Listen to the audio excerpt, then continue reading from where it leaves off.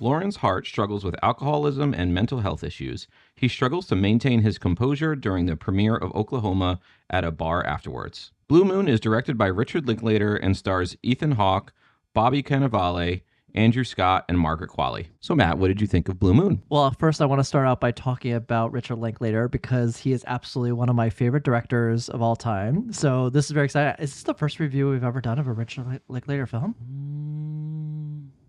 No, we did earlier this year. We did the one that was kind of like the thriller with the cop. Oh, Hitman. Yeah, Hitman. That wasn't a thriller, but last year, yes, we did that. Also, the Before series Criterion is behind you. I don't know if it's in view, but it's there. It's here. Prized possession of it's literally of the family. What's funny about those movies is I feel like whenever we say that we're going to rewatch them, we have the intent to like rewatch them over a week, but it ends up being in a day. That's literally happened. No, I think literally twice. What happened. Yeah. Anyways, I think he is capable of making films with such emotional weight, driven by such dynamic characters, all in these, what I would call like tiny packages. There's no grand Hollywood sets. There's no sweeping dramatic score. There's no huge digital effects.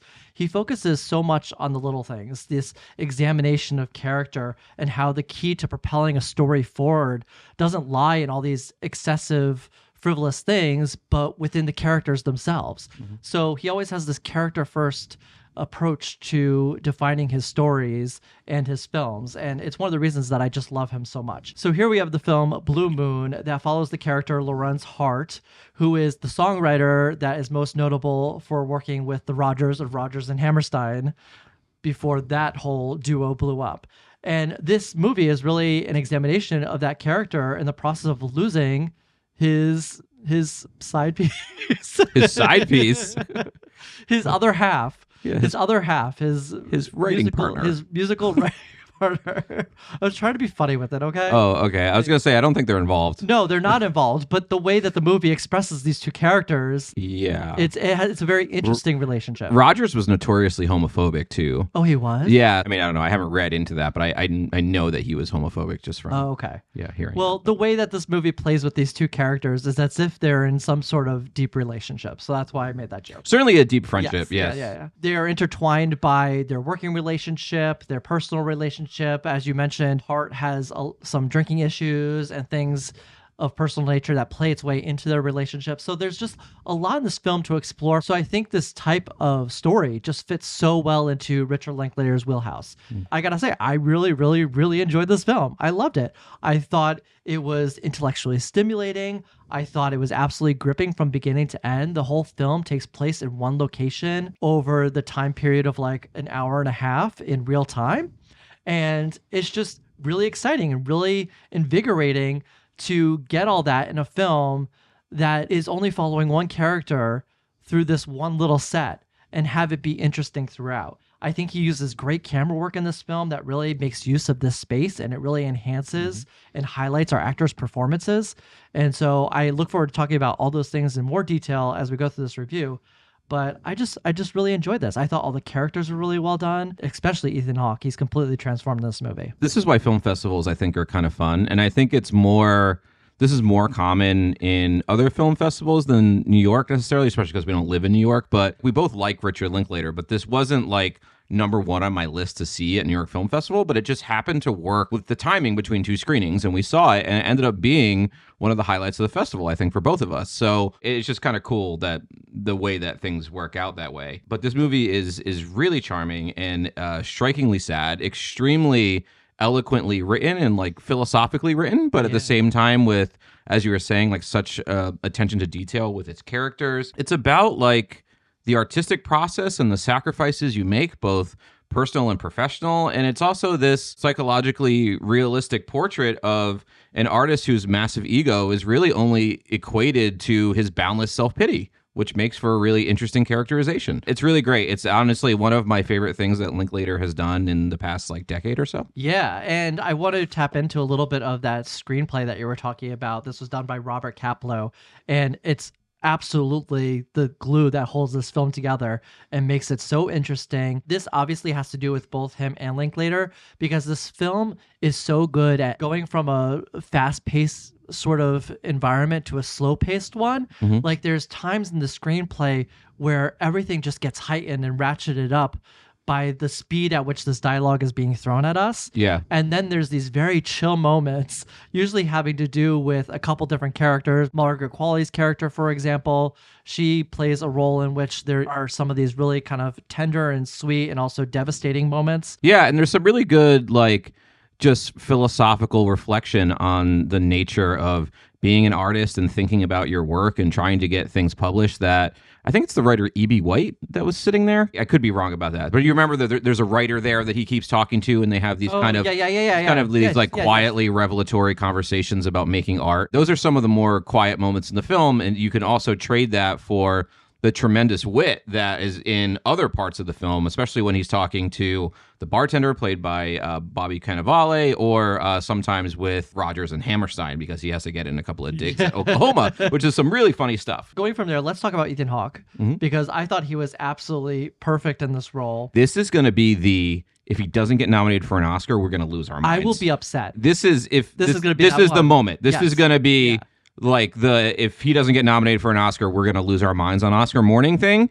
It's just like with Marianne Jean-Baptiste last year. Like, that didn't happen. I was so mad. Anyway, this is the one this year. There's always one, and I feel like this is ripe for snubbing because this movie is not favored in many other categories. So people would have to go like color outside the lines in order to nominate this performance, but I really hope they do. No, he brings this person to life. The insecurity, the extreme intelligence.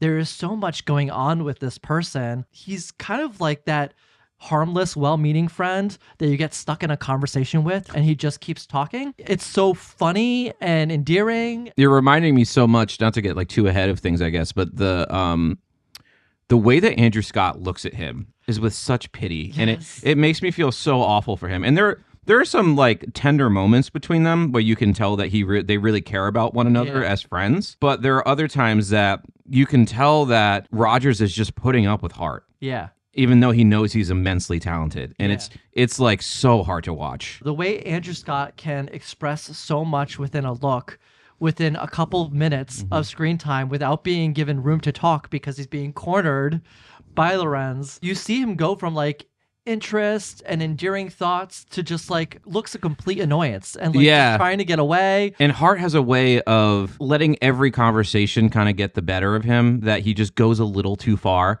Like, he tries to give him a little carrot of let's rewrite this play, let's update it.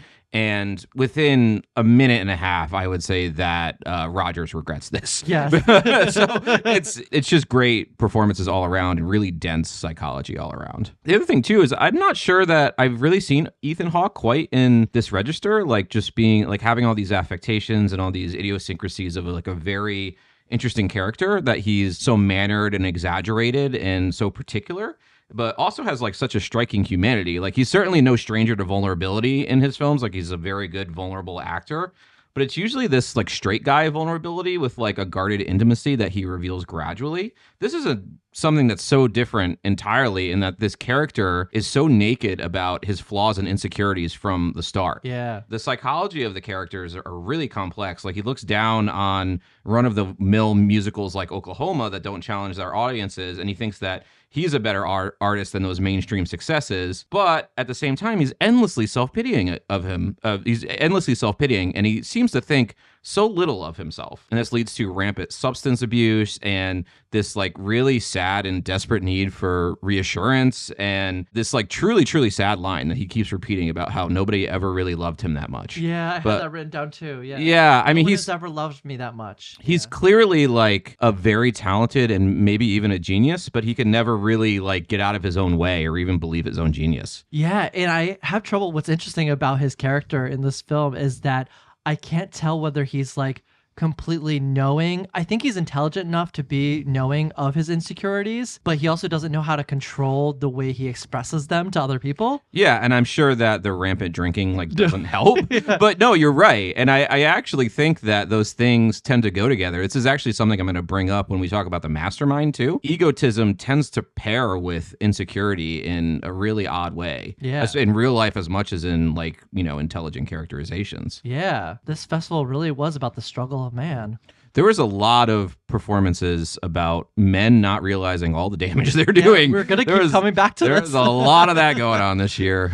One of the funny jokes that plays early in the film with relation to his drinking is that he just wants a glass of whiskey on the table for vibes. Yeah, he just wants to look at it. Yeah, he just wants to look at it. But that descends eventually during the film, which is completely hilarious, the way that keeps coming back up. It's with so funny. this like mail boy, this like delivery boy that keeps coming in and having a drink. Yeah, great stuff. So earlier I was talking about the camera work in this film that I just thought was really cool for having such a small space. I think you're pushed creatively when you have to set these defined parameters to the film in which you're making. And in this case, having it be all in one location, it kind of makes you think, like, what can I do with the camera here? There's a lot of this film that's just like still camera shots and just like going between characters.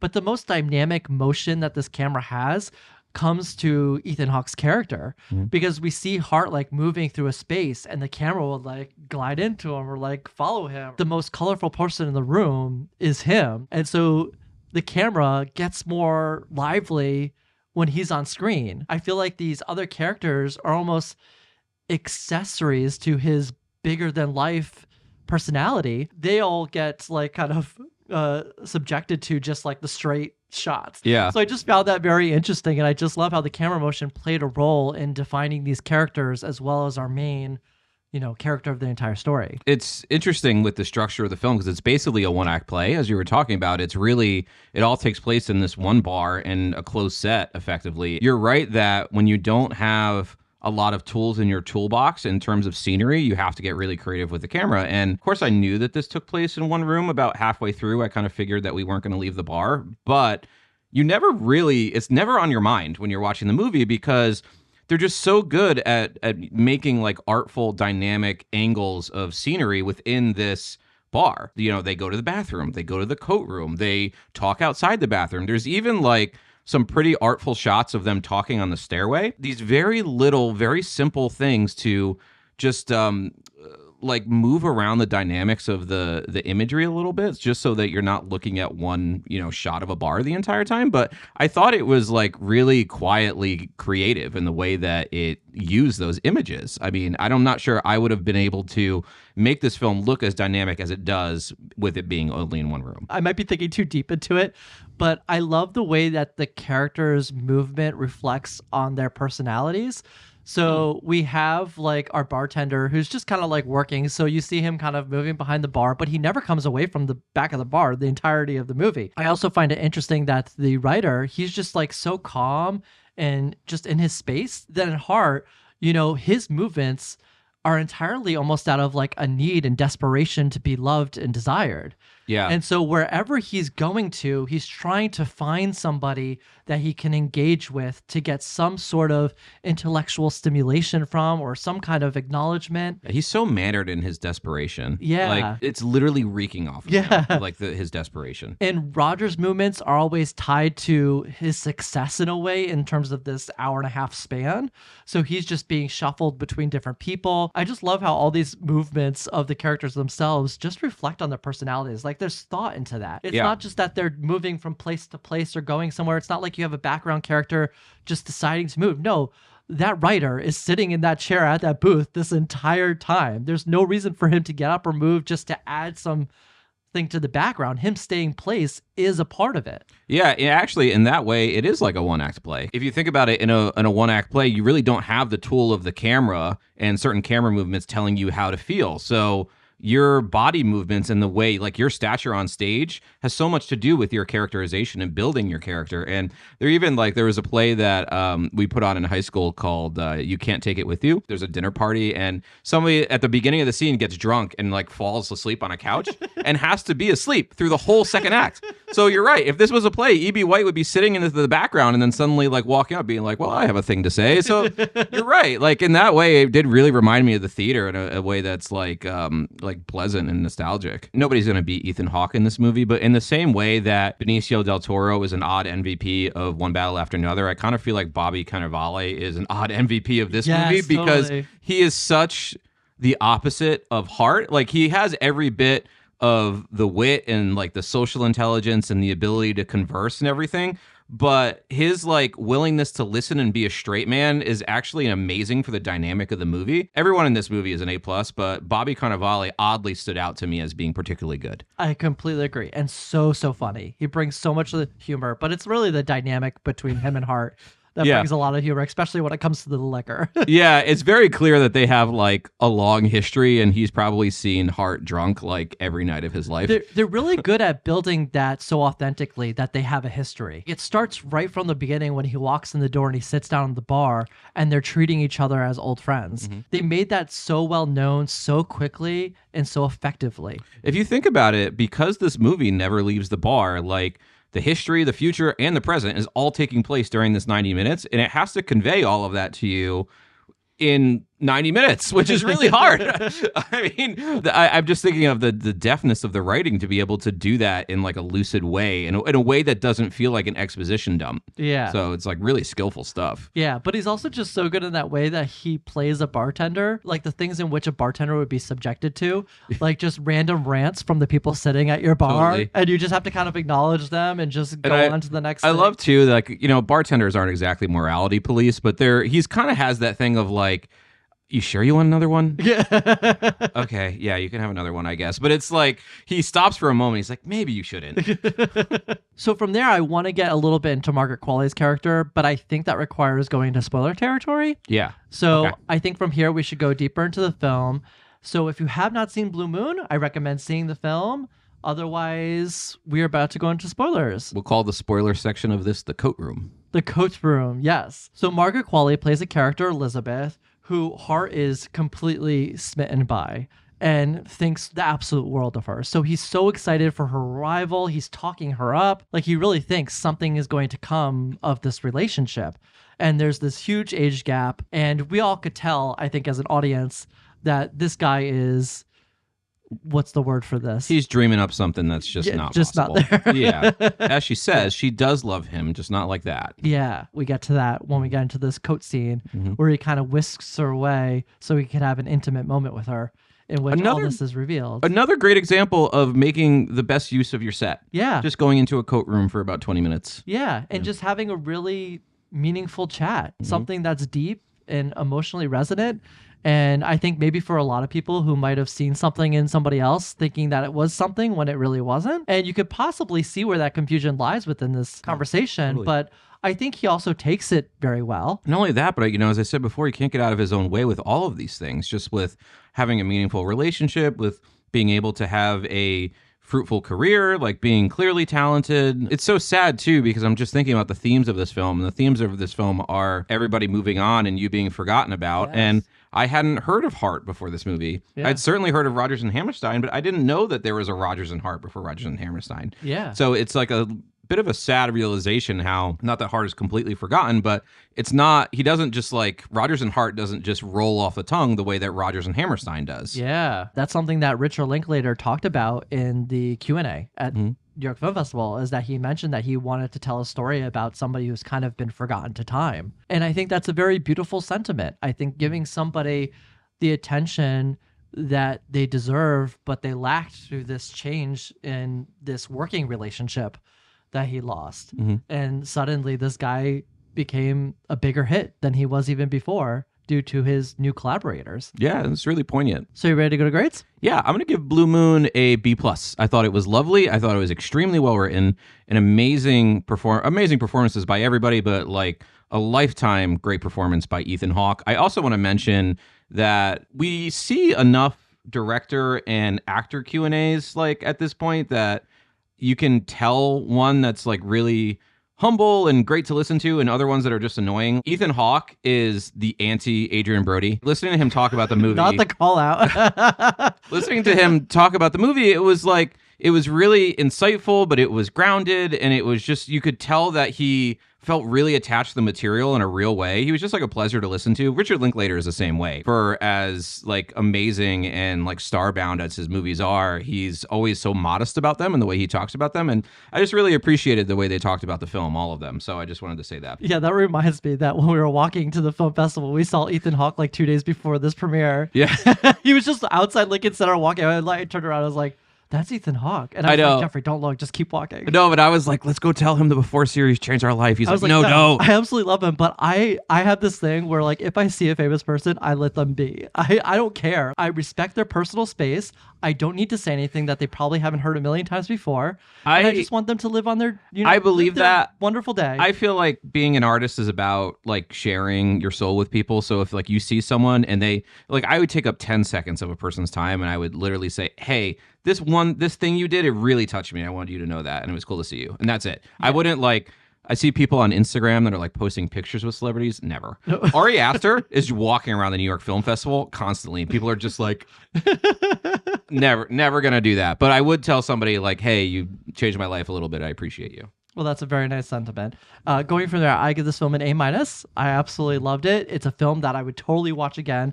I thought it was energetic, dynamic. I loved its use of the space. I loved its exploration of these characters. Obviously, we could not go back and like know who this person actually was, and I'm sure this film isn't even quite there when it comes to who this person actually is, because what film could ever capture somebody who lived so many years ago? But what I'm trying to say is that I came out of this film feeling like I know him. Yeah. And to build a character so well in the span of like an hour and a half and drive so much emotional connection to a character, you don't really get many films like that. And that's it for a review of Blue Moon, which is now in theaters. So definitely go check it out. Let us know what you thought of Blue Moon in the comments, and we will see you next time.